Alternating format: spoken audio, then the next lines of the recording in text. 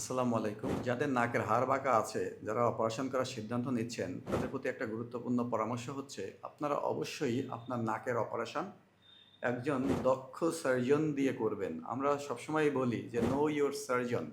আপনার সার্জনকে চিনুন। আপনার সার্জনের অপারেটিভ এক্সপেরিয়েন্স কীরকম? কত বছর ধরে অপারেশন করছে?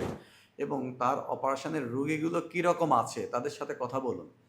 কথা বলার পরে তারপরে আপনি সিদ্ধান্ত নিবেন এবং আপনার সার্জন কোন পদ্ধতিতে অপারেশন করছে। আমি আমাদের রুগীদেরকে সবসময়ই বলি যে নাকের যেকোনো অপারেশন সেটা হাড় বাঁকা বা হাড় বৃদ্ধি হোক বা অন্য যেকোনো মাংসবৃদ্ধি বলেন, পলিপ, সাইনোসাইটিস যেকোনো অপারেশন, টিউমার যেকোনো অপারেশন, এটা এন্ডোস্কোপিক পদ্ধতিতে এই অপারেশন বা নাকের ভিতর ক্যামেরা দিয়ে অপারেশন হচ্ছে বেস্ট অপশন।